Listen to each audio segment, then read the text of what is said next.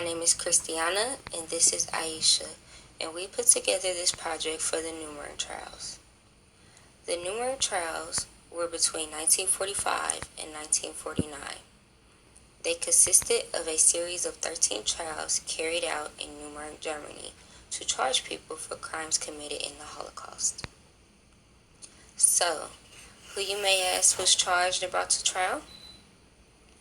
So, we have the Nazi Party officials, the high-ranking military officers, doctors, and lawyers, civilian officials, which could go as low as a school principal or the mayor.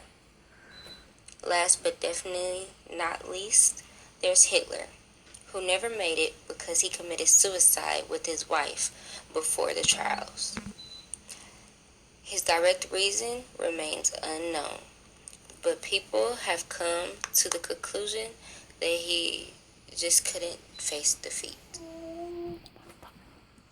On August 8, 1945, France, Britain, the Soviet Union, and the United States, aka the Big Four, issued the laws and procedures to be used for the Nuremberg trials.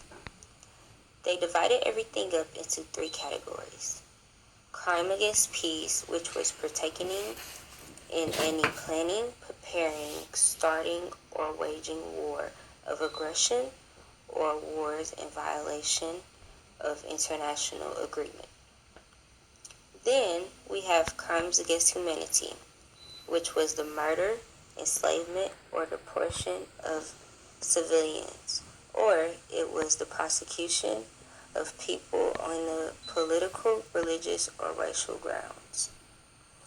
Last, there were war crimes, which was the violation of customs or laws of war, including improper treatment of civilian and prisoners of war. If you didn't know, Nuremberg, Germany had been the site of annual Nazi propaganda rallies. It was also the symbolic end of Hitler's government, otherwise known as the Third Reich. With that being said, holding the post-war trials in Nuremberg were very ironic and symbolic. So, I'm going to bring us back to the who's again. There were approximately 24 people brought to the trials, the majority being Nazis. There would have been more, but many fled Germany because they were afraid of getting caught. On October 1st, 1946, the verdicts were announced.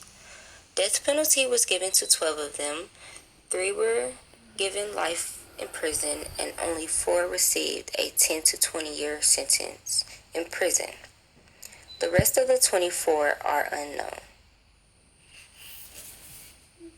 On October 16, 1946, the penalties were carried out.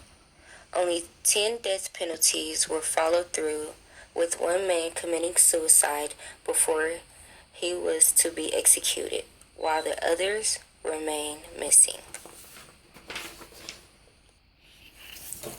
When researching through primary sources, Aisha and I ran across an odd newspaper. The title reads, "Holocaust Expert Rejects Charge that Nazis Made Soap from Jews." It clearly states that the charge was rejected, but can you imagine the experiments that Jews were put under? Isn't it strange that this was even a theory, or was it? The Nuremberg trials has ended. That part is true.